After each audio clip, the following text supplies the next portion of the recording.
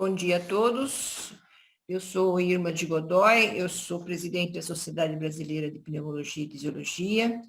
Eu gostaria de agradecer a todos que estão aqui presentes para nós discutirmos um assunto extremamente importante, trazer informações atualizadas sobre o assunto, e é muito importante essa união de todas as entidades médicas com relação a esse tema, que vai ser contextualizado nessa coletiva de imprensa. Nós vamos tentar realmente obedecer todos os horários. Nós vamos começar, então, com uma contextualização sobre o assunto, que vai ser feita pelo Dr. Ricardo Meirelles, que é coordenador da Comissão de Tabagismo da Associação Médica Brasileira. Em seguida, nós teremos uma complementação dessas informações pelo Dr. Paulo César Correia, que é mestre em saúde pública pela Universidade Federal de Minas Gerais, coordenador da Comissão de Tabagismo da Sociedade Brasileira de Pneumologia e Fisiologia, e professor da Universidade Federal de Ouro Preto e da Faminas de Belo Horizonte. E o Dr. Paulo tem um conhecimento muito importante sobre o assunto, tem uma certificação pela OMS como especialista em controle de tabagismo. Em seguida, nós teremos, então, o doutor Aristóteles Alencar, que estará nessa coletiva representando a Sociedade Brasileira de Cardiologia, que também é uma sociedade que tem aí uma relação que cuida de muitos pacientes que são vítimas aí do uso dessas substâncias. Em seguida, nós teremos o Dr. João Paulo Lutufo, que está representando a Sociedade Brasileira de Pediatria. Hoje nós consideramos que é só olhar a idade das pessoas que estão começando a fumar, então é extremamente importante que essas orientações comecem muito cedo. E o doutor Lutufo estará, então, apresentando a visão da Sociedade Brasileira de Pediatria sobre o assunto, né, que é o alerta das consequências dos usos dos dispositivos eletrônicos de fumar. Em seguida, nós teremos a doutora Sabrina Presma, que ela é membro do Conselho Consultivo da Associação Brasileira de Estudos de Álcool e Outras Drogas, que também vai colocar o posicionamento da entidade. E, em seguida, nós teremos a palavra da Associação Brasileira de Saúde Coletiva, da Abraço, pelo Dr. Cláudio Marevic. Eu esqueci aqui de colocar, o terceiro que vai falar é o doutor Alcindo Cerci, né, que é membro, né, que é coordenador da Câmara Técnica de Pneumologia do CFM, e que é professor da UEL e da PUC Paraná. Então, essas são as pessoas que estarão aqui representantes. Eu quero lembrar a vocês que aqueles que quiserem fazer questionamentos, que procurem identificar aí na sua tela o Alex, que é o assessor de imprensa da Associação Médica Brasileira, e que irá coordenar aí as perguntas dos jornalistas. Então, eu agradeço a todos que estão aqui, porque esse é um assunto muito caro para todos nós, que já vivemos muitos problemas relacionados ao cigarro, e nós não queremos ver a história se repetir. Cigarro eletrônico é cigarro. Então, um bom evento a todos, e eu já convido em seguida o doutor Ricardo Meirelles, coordenador da Associação Médica Brasileira, para começar a apresentação. Muito obrigada.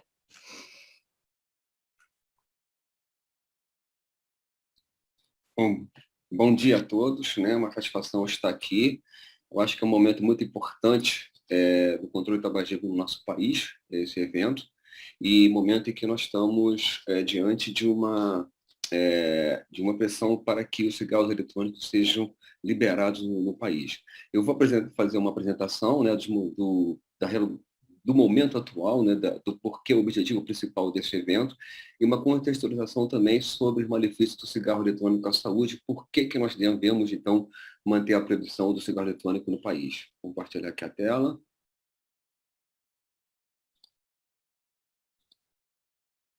Vamos vendo aí, né? Muito bem. Então, vamos a seguir, né? em 2009, né, a diretoria colegiada da Anvisa, ela publicou uma resolução, número 46, de 2009, que proíbe a comercialização, a importação de qualquer dispositivos eletrônicos para fumar, conhecidos como cigarro eletrônico. Isso foi conhecido, então, como a RDC 46/2009.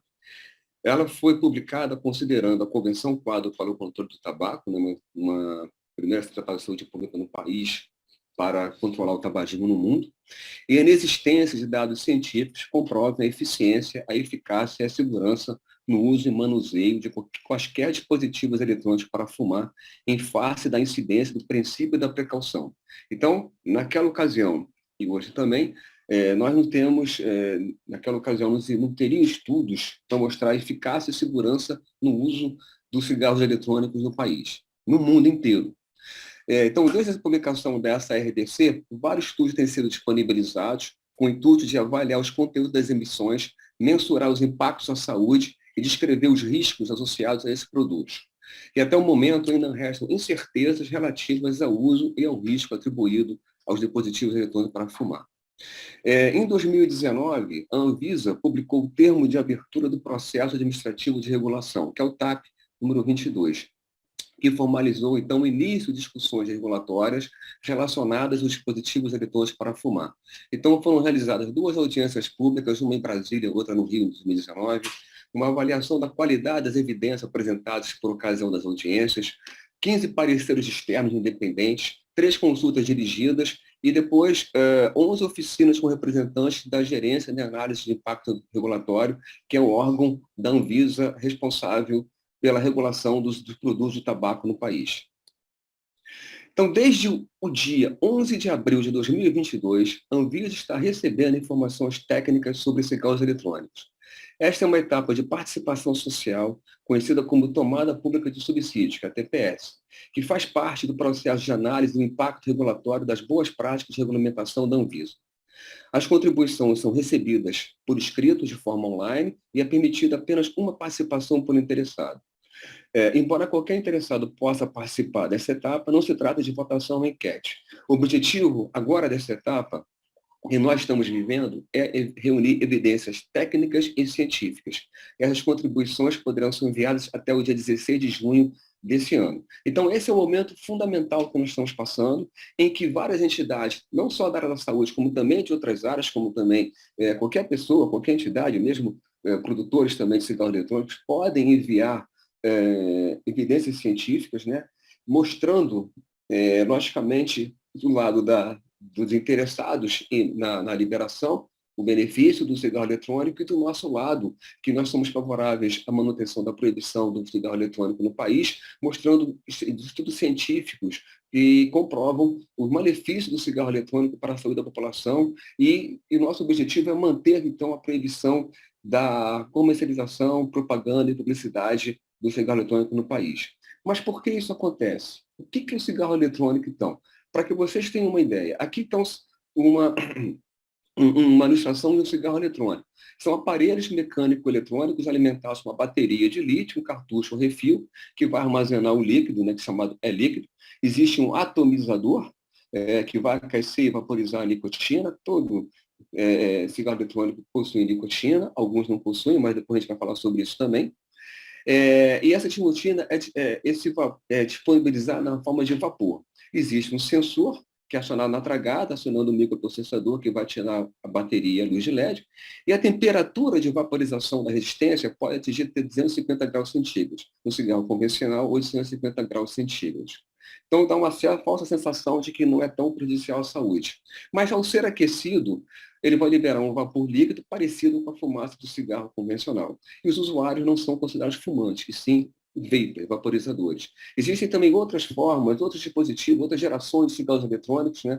Nós estamos agora na 4ª geração, que você tem mais concentração de substâncias tóxicas, e onde pode se encontrar nicotina, THC, né, que é tetano-canabinol, que utiliza, que é a substância que leva à dependência no usuário da maconha, óleo de haxixe e outras drogas ilícitas. E nós temos agora também um dispositivo em forma de pendrive, que são de sais de nicotina, né, que vai ter nicotina mais ácido benzoico. Existe uma menor irritação no usuário, facilita a inalação da nicotina, utiliza-se mais vezes esse dispositivo, aumentando a dependência e uma pouca resposta ao tratamento convencional da dependência da nicotina. Se você usa um dispositivo que tem 3 a 5% de nicotina, você pode estar utilizando o equivalente a 10 a 15 cigarros por dia. E o que tem 7% de nicotina, a concentração de nicotina equivale a 20 cigarros por dia. Ou seja, usar um produto desse equivale praticamente a fumar um cigarro por dia, que são 20 cigarros que você tem no maço cigarro. Um maço por dia, perdão. Aqui está a composição do cigarro eletrônico, nicotina, água, várias substâncias tóxicas, propileno glicol, glicerol, que são irritantes brônquicos, né? Outras substâncias cancerígenas, metais pesados, nitrosaminas. São mais de 80 substâncias já encontradas nos aerosóis e 16 mil sabores. Sabores para que se torne mais palatável, mais atraente para o jovem, né? Cigarros de sabores de frutas, chocolates, sorvetes, enfim, que faz com que o jovem acaba também sendo atraído pelo início do consumo do cigarro eletrônico. Rapidamente, existe também outro tipo de cigarro eletrônico, o cigarro tabaco aquecido, que são dispositivos eletrônicos para aquecer um bastão ou uma cápsula de tabaco, um tabaco comprimido a uma temperatura de 330 graus centígrados. Produz um aerossol inalável, existe uma liberação de nicotina, então vai também levar à dependência. Existem outras substâncias também encontradas, e segundo o relatório da OMS, esse produto expõe os usuários a emissões tóxicas, muitas das quais causam câncer, e atualmente não há evidências suficientes para sugerir que sejam menos prejudiciais que os cigarros convencionais. Então, são esses produtos do cigarro eletrônico, dos dispositivos eletrônicos para fumar que existem, e todos eles têm substâncias que são irritantes, são substâncias tóxicas que podem levar ao prejuízo à saúde.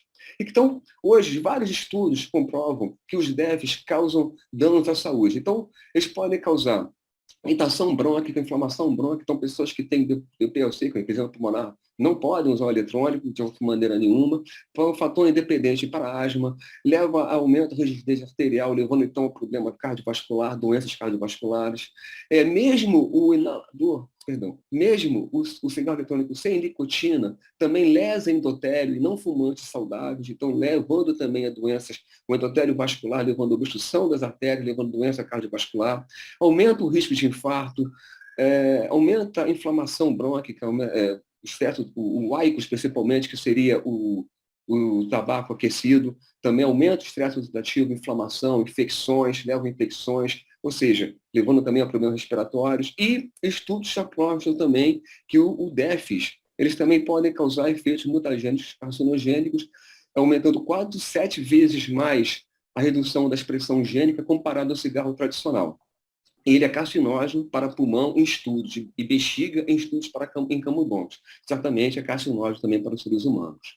E a grande problema de saúde pública, que ocorreu agora em relação aos DEFs, foi essa síndrome chamada EVALI, que é o E-Cigarette or Vaping Product Use Associated Lung Injury, ou seja, doença pulmonar associada ao uso de cigarro eletrônico.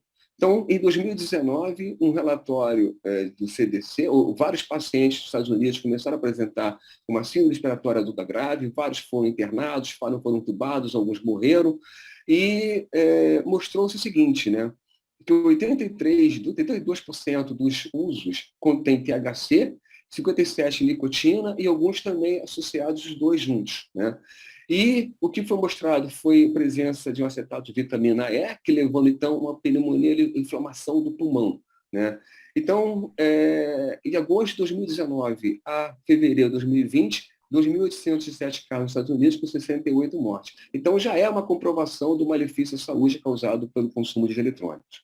Então, diante de toda essa exposição, a Associação Médica Brasileira apoia a manutenção das proibições estabelecidas pela RDC número 46, 2009, que são a proibição do comércio, né, da propaganda, da publicidade, manter, então, deve proibir no nosso país, só que com aprimoramento do instrumento normativo e implementação de ações adicionais, tais como realização de campanhas educativas, especialmente para jovens e adolescentes que não se iniciam no DEF, inserção de informações sobre os riscos dos DEFs, dos dispositivos eletrônicos para fumar no site da Anvisa e na grade curricular das escolas para a conscientização de crianças e adolescentes e melhoria na fiscalização em ambiente digital, fronteiras e postos de venda, com uma maior interação com o Sistema Nacional de Vigilância Sanitária e órgãos como a Receita Federal, Polícia Federal e Rodoviária Federal, Ministério Público, dentre outros. Então, o que eu quero mostrar é que a ANB conclama também, e estamos aqui junto com outras sociedades, que se mantenha a proibição do comércio, da propaganda, publicidade dos testes, né? Ampliando também essas outras ações para que tenhamos uma fiscalização efetiva e, principalmente, conscientização da população para que não use DEF. Como nós sabemos na nossa campanha, não se engane, cigarro eletrônico é cigarro. Muito obrigado. Obrigado, Ricardo. Agora eu peço ao Paulo que comece a apresentação, por favor.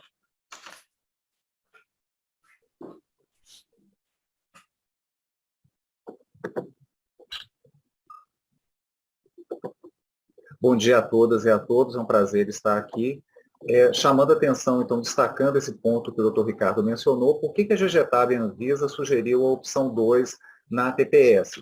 Bom, enquanto as vendas graçam pela internet e pelas redes sociais, inclusive com delivery pelo James, nós vemos a disseminação de mitos pela internet. Aqui vocês veem, se houvesse uma versão desse produto sem risco de câncer, você trocaria? Então vejam essa estratégia, que é uma estratégia muito usada pela indústria do tabaco, a gente chama isso de false health claims. Vocês trocariam? Nós trocamos, obrigado. E aí a disseminação e a criação de uma distinção que não existe na I'm not smoking, I'm vaping. Então existem os mitos que são disseminados, que seria só vapor de água, que não teria substâncias químicas, etc. Então, o cigarro convencional é apresentado como um produto ultrapassado do passado. Tabaco, então, fica uma coisa do passado, mas o futuro é a nicotina. E essa apologia feita aqui pelo vaporaqui.net, falando que a tecnologia nos permite o uso recreacional da nicotina através dos cigarros eletrônicos, com um argumento implícito de segurança nesse uso.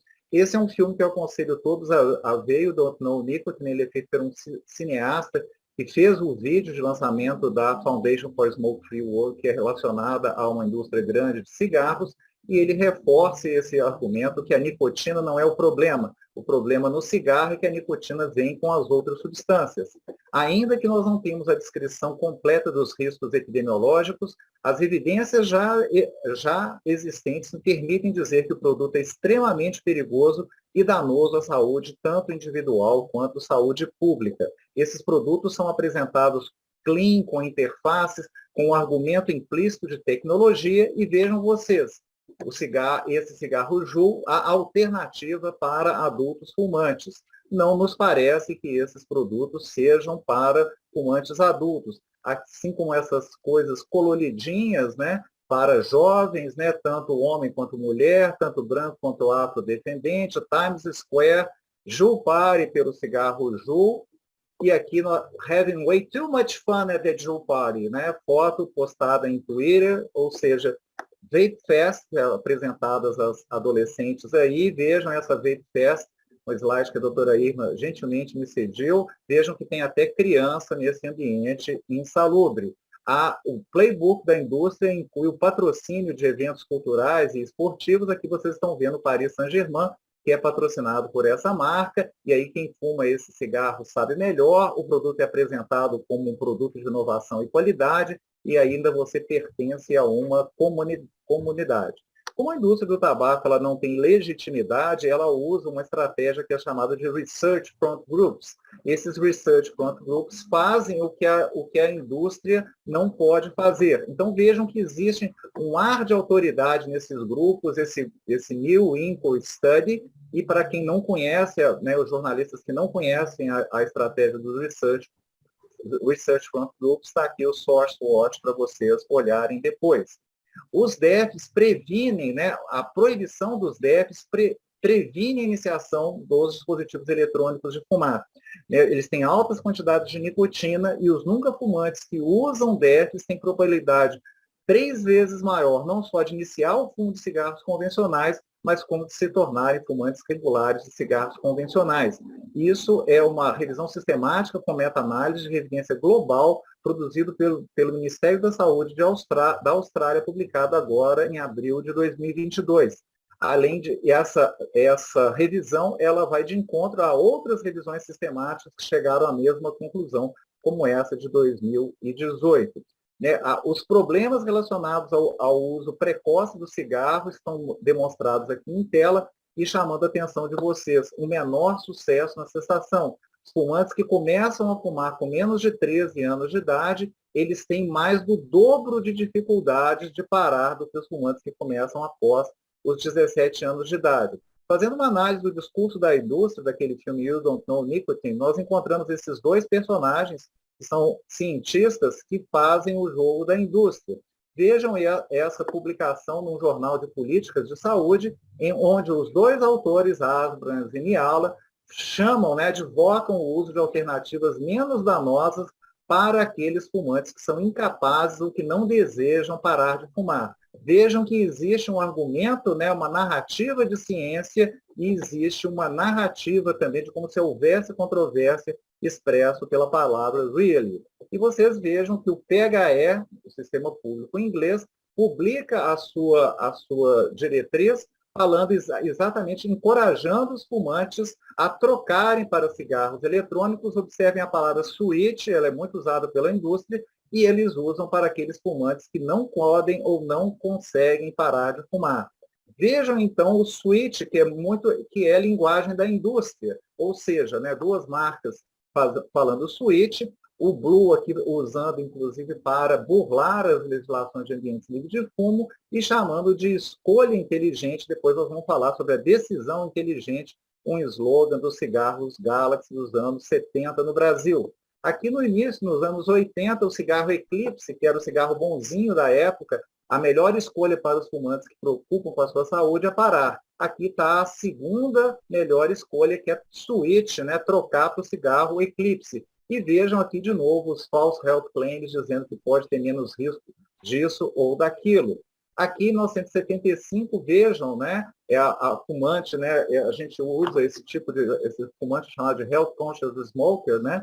Então ela ficou ouvindo o que estavam falando e aí ela discutiu com ela mesma e ela pensou que ela poderia parar ou switch. E aí ela trocou pelo cigarro true, cigarro de baixos teores. O mesmo argumento sendo usado no Brasil em 1979 com esse cigarro e também aquelas front groups, essa MCTI.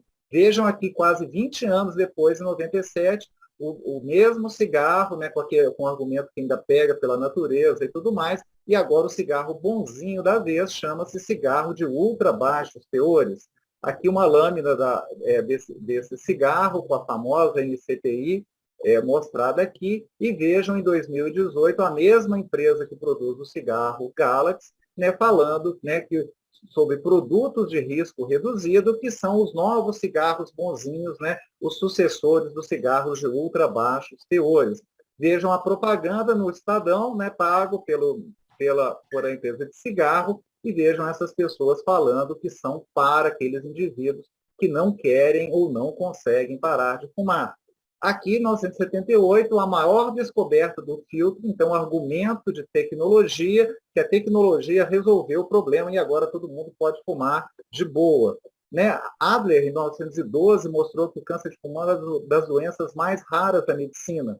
Em 1950, esses três pesquisadores fizeram estudos seminais que associaram o tabagismo indubitavelmente ao câncer de pulmão. Vejam a perversidade dessa lâmina de 1952 do cigarro Chesterfield, Be Sure, ou seja, estava todo mundo morrendo de medo, gente, que o cigarro provocava câncer de pulmão. Ele está mantendo os fumantes em pré-contemplação, dizendo para eles para continuar fumando. Observem aqui, ele apenas contém os ingredientes que fazem você ter o melhor cigarro, ou seja, aqui não tem implicitamente que aqui não tem ingrediente que provoca câncer.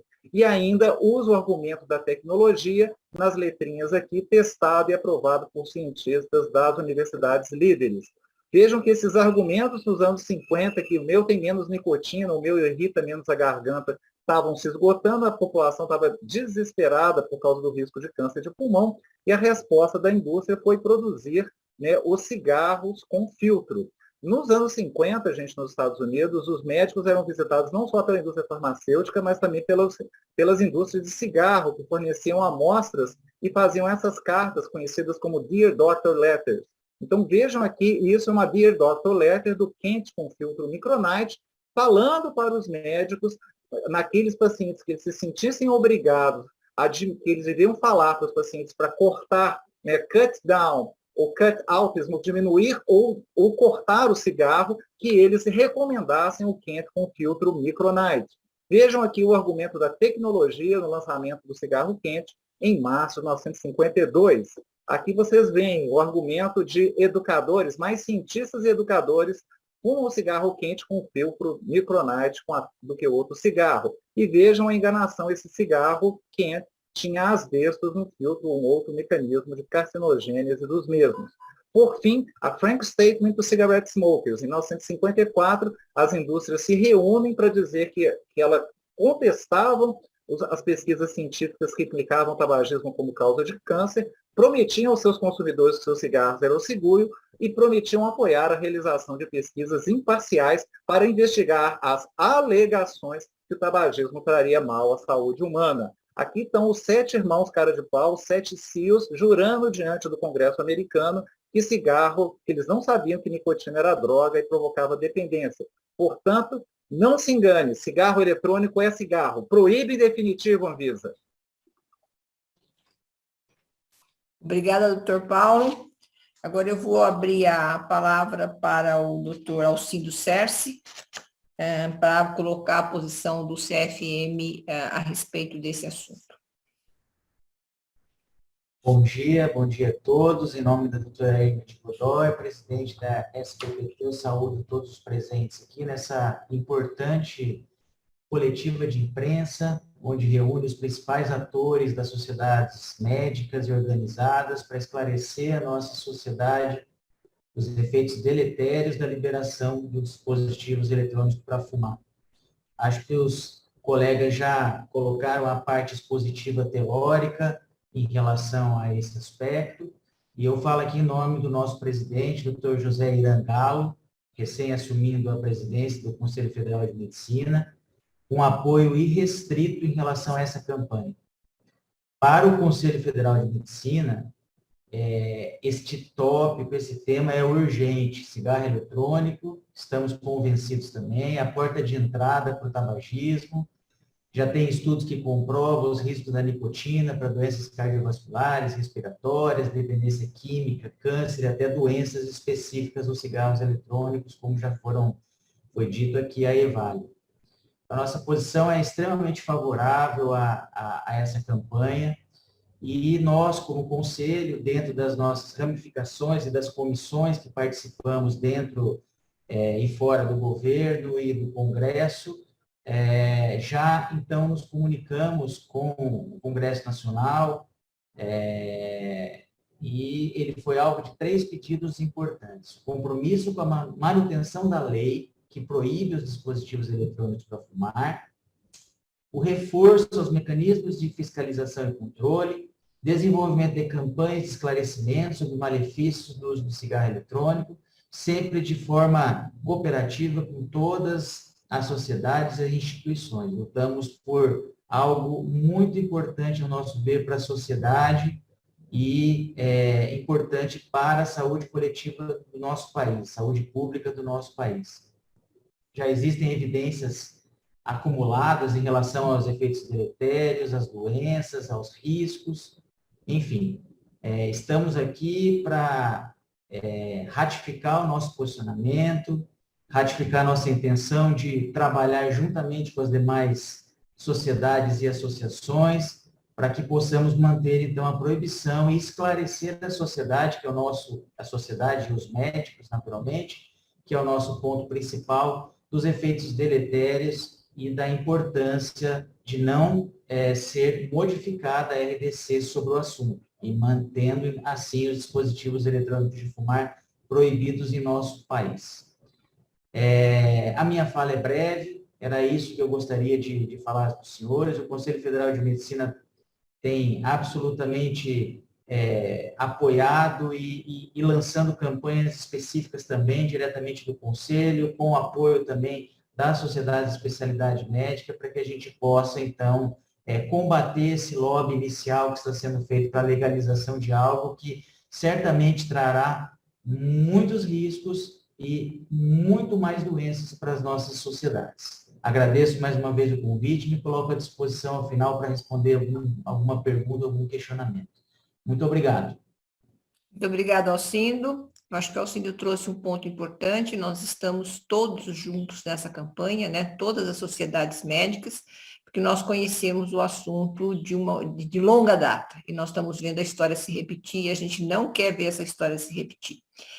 E agora eu vou pedir, então, ao doutor Aristóteles Alencar, em nome da Sociedade Brasileira de Cardiologia, que vai nos colocar aqui a posição da sociedade a respeito desse assunto. Muito obrigada, doutora Aristóteles.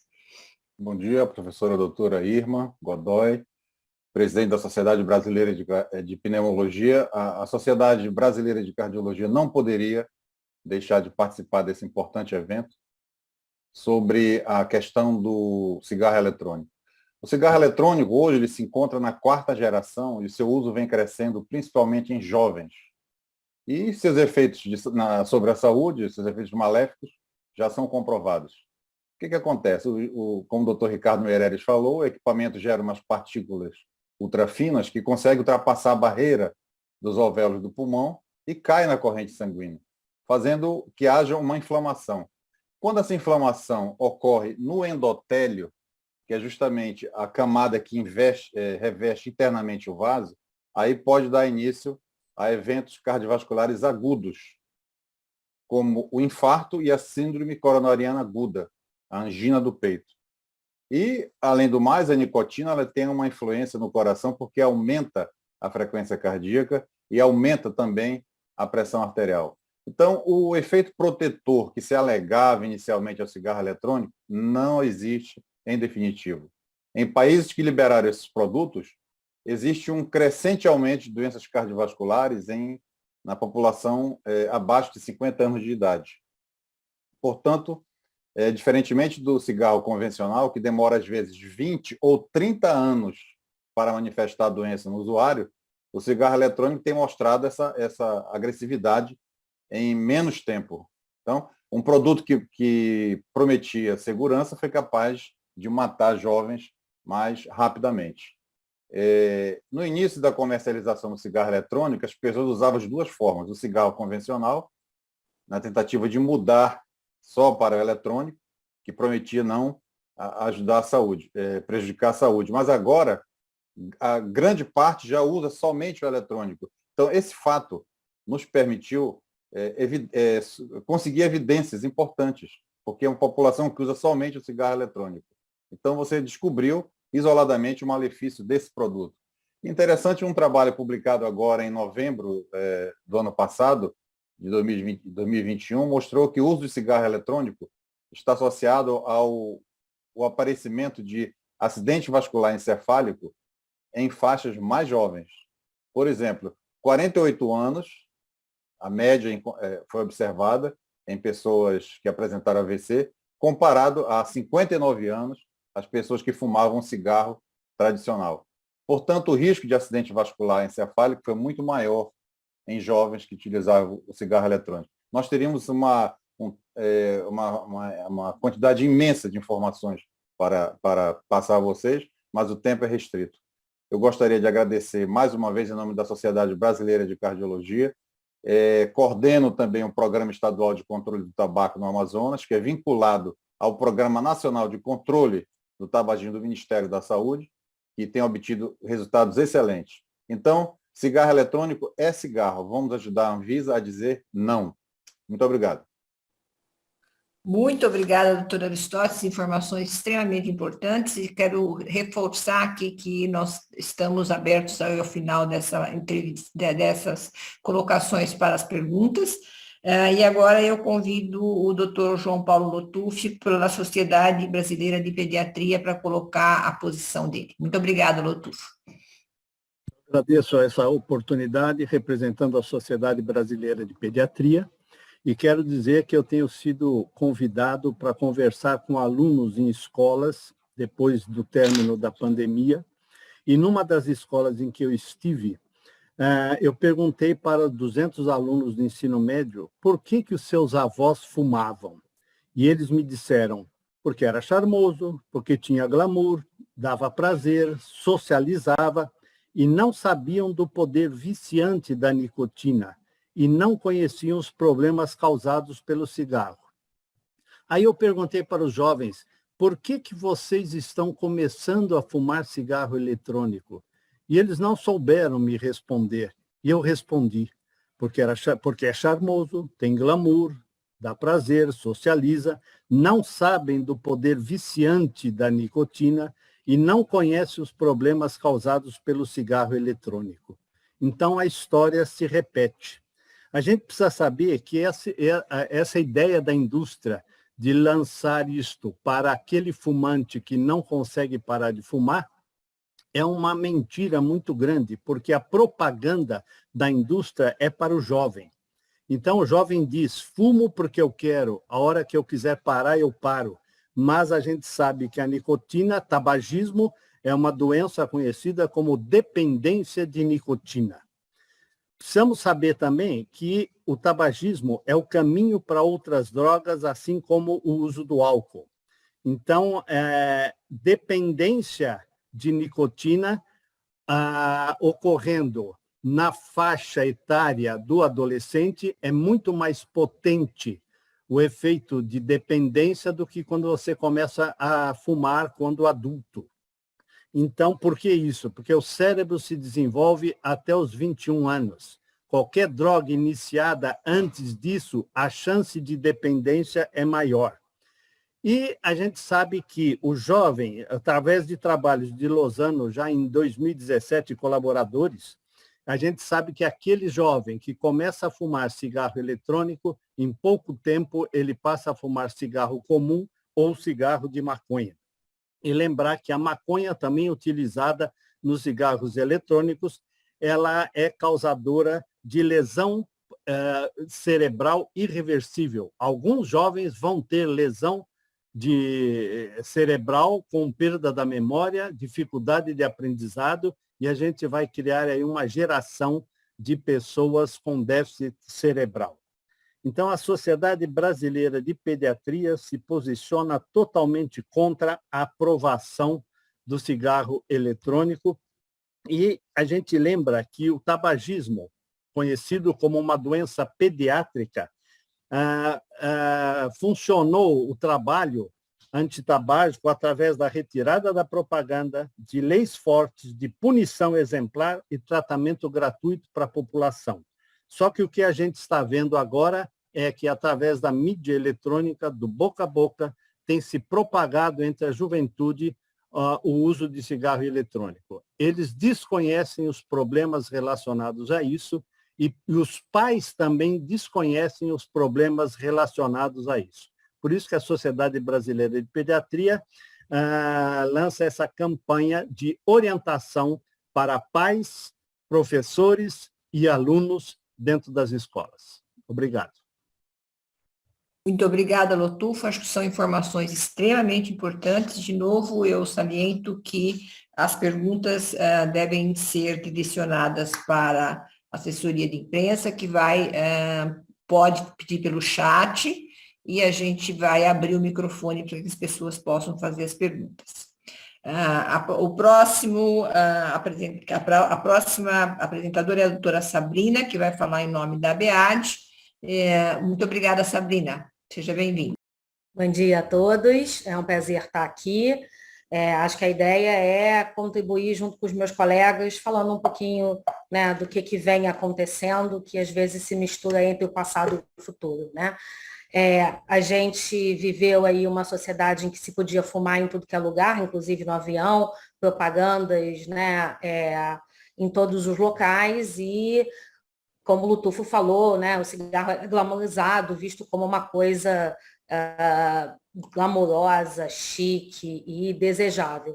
E com todo o trabalho que a gente fez por conta, né, de saber que o tabagismo é uma pandemia e afeta todos os níveis da sociedade, não só a parte da saúde, mas como a economia, o meio ambiente, se construiu um forte trabalho de política pública, principalmente aqui no Brasil, em que a gente conseguiu diminuir a prevalência, né, do tabagismo em 89, lá de 34, e vem estando cada vez menor. E quando a gente pensa, nossa, vamos comemorar, a gente virou a página aí em relação a essa questão, né, do tabagismo ser tão bem visto na sociedade e causar tantos malefícios.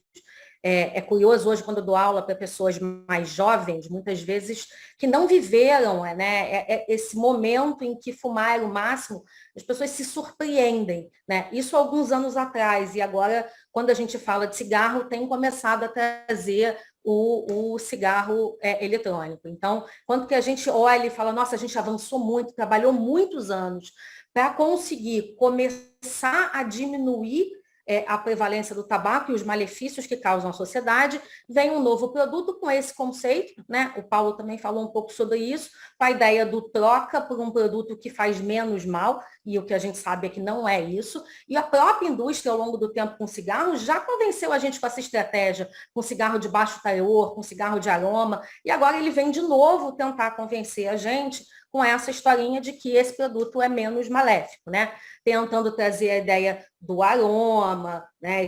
É curioso quando a gente olha assim as propagandas, não dá muito nem para diferenciar qual é a propaganda do cigarro convencional da do cigarro eletrônico, porque a estratégia é o mesmo, né? Então, a estratégia do sabor, por exemplo, que por mais que eles digam que não é um produto para criança, né? Eu não conheço um adulto que use o sabor de algodão doce, né? Ele é bem caracterizado com essa ideia da juventude, e aí os artigos falam muito sobre como os aromas e sabores fazem com que mais crianças e jovens passem a fumar, né? O próprio formato do cigarro eletrônico, ele se confunde com as coisas dos jovens, ele é mais moderno, e muitos pais não conseguem identificar o que é caneta, o que é lápis, o que é... E ele está ali em todas as redes sociais com pessoas comuns que nem aquele jovem fazendo propaganda, né? E a indústria sabe disso, ela sabe e voltou a patrocinar eventos musicais, esportivos e usar os mesmos conceitos, né? De um lado, ali uma propaganda de 1976 da mocinha com cigarro é igual a uma de 2021, né? A gente está falando de outro produto, mas com os mesmos conceitos e também com malefícios, né? E coisas que a gente falava assim, nossa, mas o Papai Noel fazendo propaganda, continua fazendo, né? E a gente comemorou tanto, né, de que esporte não tem a ver com droga, não tem a ver com cigarro, e a gente tinha conseguido batalhar por essa política pública que agora volta e está sendo patrocinado novamente, e eles vão pegando todas as ilusões, né, e tentando trazer a estratégia, como aí falando da questão de que agora com cigarro eletrônico você consegue não ter que se submeter à proibição do fumo de ambiente fechado, já que é só vapor, né? E o que a gente sabe não é que é só vapor, o tabagismo passivo também acomete pessoas que convivem com a fumaça do cigarro eletrônico, e outra estratégia já conhecida é o uso de pessoas famosas e o conceito da modernidade, de cada vez mais embalagens glamourizadas, para que isso acabe optando por que jovens fumem mais, né? Se fala muito se o cigarro eletrônico ou cigarro normal faz com que as pessoas parem de fumar, e aqui vale a pena para a gente terminar, ver o seguinte, fumantes de cigarro eletrônico, eles têm 2 a 4 vezes mais chance de virarem fumantes de cigarros convencionais no futuro. Então, não só não ajuda a parar de fumar, como aumenta a chance de um jovem se tornar fumante de cigarro convencional. 30% das pessoas que podem se tornar, dos jovens fumantes de cigarro tradicional, são fumantes de cigarro eletrônico, quanto é 8% que não. E, além disso, além da nicotina e dos sabores, existem várias outras coisas incluídas no cigarro eletrônico, incluindo maconha, aumentando o risco, né? Fumar cigarro eletrônico aumenta em 5 vezes a chance daquele jovem e adolescente se tornar usuário de maconha. Então, a gente também está aumentando o risco. E agora, né, a gente falou um pouquinho do que aconteceu no passado, como é que está a situação no presente com o aumento do consumo do cigarro eletrônico nos jovens, e o futuro depende de nós. Então, nós estamos aqui juntos, né, diversas sociedades, para pedir, proíbe em definitivo a Anvisa, cigarro eletrônico também é cigarro. Obrigada, Sabrina. Acho que importantes informações também. E, por último, nós vamos ouvir a palavra do presidente da Sociedade Brasileira de Saúde Coletiva, na voz do Dr. Cláudio Maierovic. Cláudio, boa tarde, bom dia e muito obrigada. Bom dia, muito obrigado pela oportunidade de que nós nos manifestemos aqui. Importante para a Associação Brasileira de Saúde Coletiva estar ao lado das sociedades médicas e de especialidades que se manifestam hoje, face a um tema de tanta relevância. Olhando pelo nosso campo, é importante lembrar que, além de tantos malefícios já amplamente documentados relacionados ao tabagismo, as duas maiores causas de morte no mundo e no Brasil estão relacionadas ao tabagismo, que são o câncer e as doenças cardiovasculares. Isso ao longo de décadas vem se repetindo, de forma que é consolidada hoje no mundo inteiro a informação de que a principal causa de morte evitável no mundo e no Brasil é o tabagismo.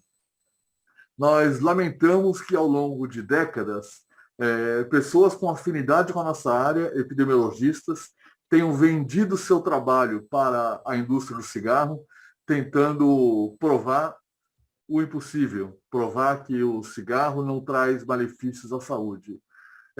Uma vez que essas opiniões foram amplamente derrotadas, que os estudos que apresentavam esse tipo de ponto de vista foram apontados como fraudulentos, como falsos, nós assistimos agora à farsa da repetição da história, em que a indústria do cigarro tenta novamente usar a epidemiologia para sugerir que os cigarros eletrônicos são menos nocivos, que não trazem mal à saúde. Lamentamos este mau uso da epidemiologia, este mau uso do conhecimento científico, repito, de forma fraudulenta. Por fim, quero lembrar que o Brasil, além das conquistas enormes já citadas aqui na redução do tabagismo, em todas as faixas etárias, mas particularmente entre os jovens, nas idades em que o vício se iniciava, o Brasil também foi uma liderança mundial importante na construção de um tratado internacional junto à Organização Mundial da Saúde, que é a Convenção Quadro do Tabaco, com adesão de boa parte dos países do mundo, que vem apontando ao longo das décadas caminhos para a redução do tabagismo.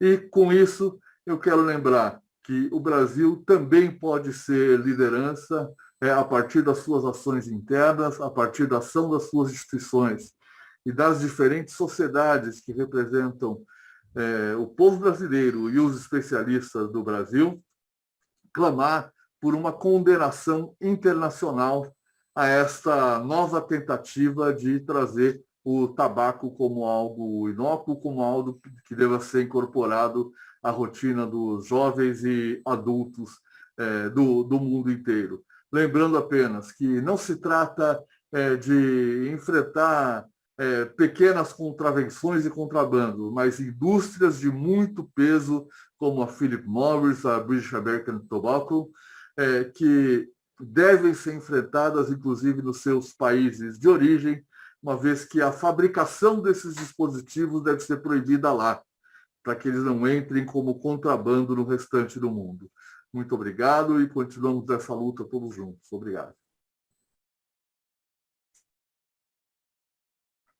Desculpa, muito obrigada, Cláudio. Agora eu passo para o Alex, que está recebendo aí as solicitações de perguntas.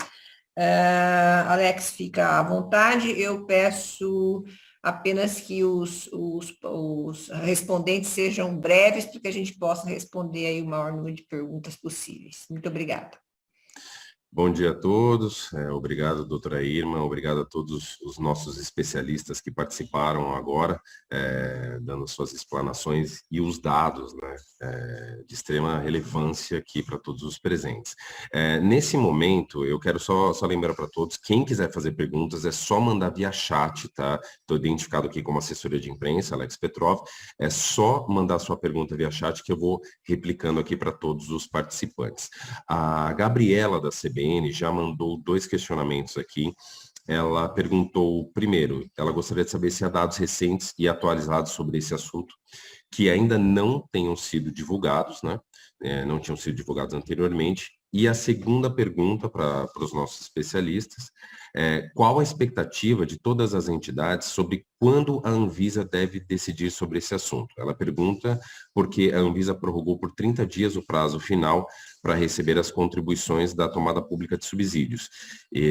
Perguntando aqui se todos acreditam que a decisão da agência sai ainda este ano. Passo para a senhora, doutora Irma, se a senhora quiser encaminhar para outro especialista, por favor.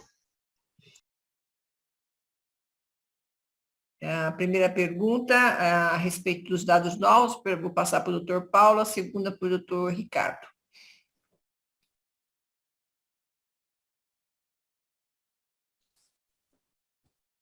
Bom, em relação aos dados novos, a pesquisa mais nova que nós temos é a Covitel, que foi feita pela Universidade Federal de Pelotas, que demonstra um nível de experimentação extremamente preocupante. Na minha apresentação, eu mostrei que o discurso tradicional da indústria é a questão que eles fazem propaganda para adultos. E vocês veem que todas as estratégias, como eu apresentei e a Sabrina apresentou, são voltadas para capturar jovens. Então, nós temos na faixa de 18% a 24% um nível de experimentação da ordem de 20% e depois, na faixa subsequente de 25 a 39 anos, um pouco mais, em torno de 10, um pouco menos, perdão, na ordem de 10,3%. Através de tratamento estatístico é possível estimar, né, já que a pesquisa é uma pesquisa populacional e que permite também ver, né, não só a capital quanto o interior, uma estimativa de 7,3% de uso continuado de cigarros eletrônicos no Brasil, que é um número extremamente preocupante, daí a necessidade de proibirmos, usarmos a segunda opção da Anvisa e realmente começar a fiscalização, campanha educativa, etc. Ricardo, por favor. Ricardo, você está... Oi, aqui. Estava ligando o microfone. Então, a gente sabe que isso é todo um processo da Anvisa, né? Eles estão agora nessa fase de tomada pública de subsídios e que eles deram um prazo, ampliaram um prazo para a gente poder enviar nossas contribuições, né? E isso, mais ou menos dia 10 de junho, aproximadamente, termina esse prazo. A partir daí, eles vão fazer toda uma avaliação desses subsídios, vão concluir um relatório, né? E aí eles vão avaliar o relatório final, né? Se vai realmente... vão deliberar a alternativa, vão avaliar o relatório para que depois finalize esse relatório e isso seja ainda, possivelmente ou não, pode ser ainda passado por uma consulta pública, né? Se for totalmente aprovado pela diretoria colegiada. Então, eles vão ainda avaliar se vai ser ainda necessário outra consulta pública. Eu não sei se o prazo, esperamos que até o final do ano tenhamos essa resolução, né? Mas o nosso papel agora é realmente entregar todos os documentos para a Anvisa, todas as evidências científicas comprovando o malefício do cigarro eletrônico dos TEFs, confirmando nossa aceitação, né, a confirmação da proibição desses DEFs, da começação dos DEFs, e depois aguardar os próximos passos da Anvisa para que todo esse documento, toda essa documentação seja avaliada e que seja publicada uma nova RDC. Eu realmente não sei ainda se vai ser esse ano, espero que até o final do ano a gente tenha a publicação da RDC. Mas tem outros passos a serem seguidos também, então temos que aguardar a posição da Anvisa. Alex, eu não sei se tem mais alguma pergunta. No momento não. Lembrando a todos que quem quer fazer a pergunta pode acionar o chat, tá? Aqui do Zoom, você pode acionar via chat e pode fazer a pergunta diretamente para todos os participantes. Nós realizamos a liberação do seu áudio. Deixa eu verificar se tem aqui. SBT. o pessoal do SBT Brasil, José Luiz Filho, acabou de digitar para todos nós. Ele gostaria de saber se caso a proibição não for mantida, quanto essa liberação pode gerar de gastos ao sistema público de saúde para tratar as pessoas que desenvolverem doenças geradas pelo uso de cigarro eletrônico, doutora? Se nós paralelizarmos, né, com os dados que nós temos do IEX, que são de 2020, o IEX é um instituto baseado na Argentina que estuda economia em saúde. Ele publicou um relatório fazendo os custos do tabagismo convencional no Brasil. Então, arrecada pouco mais de 12 bilhões de reais com impostos e gasta mais de 125 bilhões, considerando os custos diretos e indiretos. Então, imagina que essa conta não fecha e a conta com cigarro eletrônico será dessa mesma ordem ou maior. Eu gostaria de acrescentar aqui que a gente ainda não tem a dimensão total desses custos dos cigarros eletrônicos. Aparentemente, pelo que a gente sabe hoje, nós estamos vendo gente parar na UTI, né, que são procedimentos altamente caros, agora já no início, né, nós não temos nem 10 anos da divulgação dessa forma de fumar, né? Então, eu acho que a gente ainda tem muitas incertezas, mas seguramente nós teremos muitos problemas. Então, eu gostaria de reforçar essa fala do Paulo, que passou em números, mas ainda nós temos muitas incertezas. Aristóteles, você está com a mão levantada, por favor. Corroborar suas palavras, doutora Irma, e dizer que as evidências que nessa quarta geração de cigarro eletrônico está mostrando que, como nós falamos anteriormente, as pessoas estão usando só o cigarro e os trabalhos mostram os efeitos somente do cigarro eletrônico e ele age muito mais rápido que o cigarro convencional. Então, acreditamos que seria uma catástrofe você associar o uso do cigarro convencional e, como o doutor Paulo falou, a quantidade enorme de jovens experimentando esse dispositivo. Então, realmente as consequências serão imprevisíveis. Mais alguma pergunta? É o momento não. Lembrando aqui, pessoal, eu quero agradecer a presença de todos, né? Eu já identifiquei diversos veículos aqui, a CBN, a SBT, TV Cultura também acompanhou, Folha de São Paulo, toda a equipe da Globo também que está aqui, os demais participantes, agradecendo a presença de todos e também liberando o chat para realização de questionamentos. Caso não chegue nenhum questionamento agora, vou deixar também, estou enviando no chat agora o meu e-mail para envio, caso tenham alguma dúvida, para envio posterior de mensagens ou pedidos de entrevistas também. O e-mail agora está no nosso chat, é o assessoriadeimprensa@amb.org.br. Até o momento não recebemos mais nenhum questionamento, então eu acho que eu posso passar a palavra para você, doutora Irma. Só um minutinho, o SBT mandou de novo, perguntando se há estudos que mostram um percentual de usuários de cigarro eletrônico na população, se existe algum estudo que indique esse dado. Doutor Ricardo, quer responder? Acho que o Paulo falou, né, do Covitel, né? Eu acho que a gente está realmente tendo um aumento do número de fumantes, de usuários de cigarro eletrônico no país. E uma coisa que eu acho que é muito importante, a gente tem visto muitos também usuários de cigarro eletrônico, não só na população jovem, né, adolescentes, mas uma população jovem específica, né, que são estudantes, são universitários, até de medicina também. Então, acho que a gente tem que chegar a esse público também, mostrando toda essa questão do eletrônico, né, do malefício eletrônico, essa falsa percepção de que cigarro eletrônico não é prejudicial à saúde, chega também na classe média. Então, isso é uma coisa importante que a gente tem que chamar a atenção, para que cada vez mais a gente possa divulgar essas ações, divulgar essas questões, principalmente não é uma população que não tem conhecimento, né? Mas acho que talvez faça falta um conhecimento maior sobre a questão do uso dos eletrônicos na adolescência, ou o grande malefício do eletrônico, ou uma coisa que você pode parar de usar a qualquer momento. E tem uma outra questão também, que é muito legado pela indústria, que seria uma forma de você, redução de dano, de você evitar algo que você sente que está havendo uma redução do tabagismo do cigarro convencional, e uma forma de você evitar isso usando o cigarro eletrônico. E o que eu acho que a gente certamente sabe que vai ser muito difícil todas as pessoas conseguirem efetivamente parar de fumar, mas a partir do momento que você tem uma decisão, não é impossível você conseguir deixar de fumar, e que o cigarro eletrônico, geralmente, não vai atingir a população de baixa renda.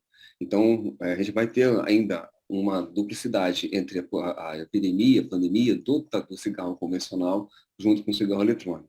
Então, a proibição do cigarro eletrônico, mas principalmente a fiscalização da não venda do cigarro eletrônico, eu acho muito mais importante, além da toda a conscientização da população, e aí eu vejo também a população da nossa área, para que realmente as pessoas entendam a questão do eletrônico, não usem o eletrônico, e entendam somente que a gente está agora também recebendo, na nossa clínica de tratamento de tabagismo, usuários de eletrônico.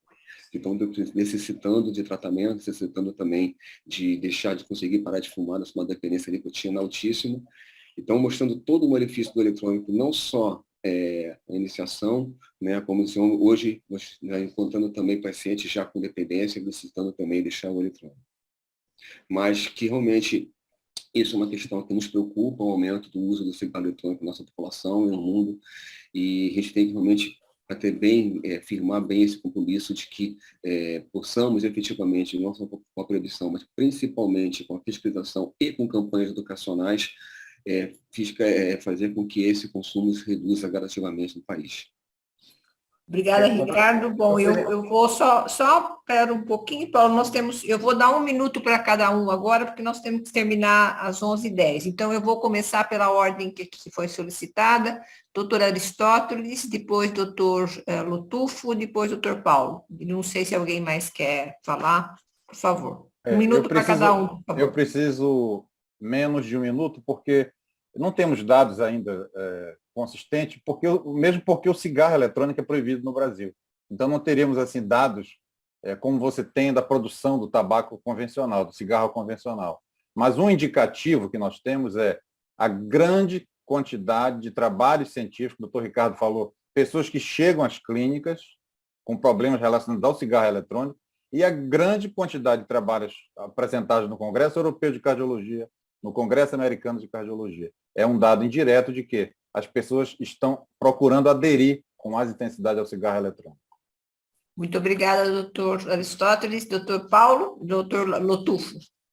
Só lembrando que a insuficiência respiratória atingiu nos Estados Unidos principalmente a juventude, pelo marketing utilizado lá em relação à distribuição desse conceito de cigarro eletrônico entre os jovens. E transplante pulmonar também tivemos em jovens nos Estados Unidos, e isso foi até dezembro de 2019, porque depois veio a pandemia, coronavírus, e daí misturou-se muito a insuficiência respiratória aí do vírus e com a insuficiência respiratória aí causada pelo cigarro eletrônico. Então, aí se perde um pouco esse contexto.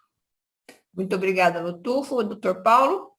É uma última consideração para acrescentar ao jornalista que perguntou sobre dados de prevalência, né, de porcentagem de utilização de DERTs, né, de dispositivos eletrônicos para fumar no Brasil. Nós temos dados da PENSE, da Pesquisa Nacional de Saúde Escolar, e dados do Vigitel, que estimaram em termos populacionais 0,2% das pessoas com 25 anos ou mais seriam usuários de cigarros eletrônicos no Brasil, e na faixa de 18 a 24 anos, 2,4%.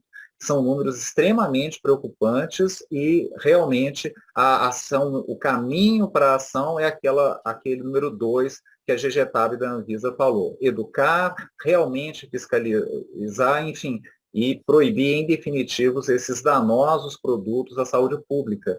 Quando eu disse que ela é perigosa a nível de saúde individual e coletiva, uma estratégia da indústria, gente, é colocar o dispositivo eletrônico para fumar, faz com que pessoas que estariam pensando em parar de fumar, elas não o façam. Então, do ponto de vista de saúde pública, o doutor Cláudio também chamou bastante atenção e eu gostaria de reforçar. Muito obrigado por estarem aqui. Bom dia a todas e todos.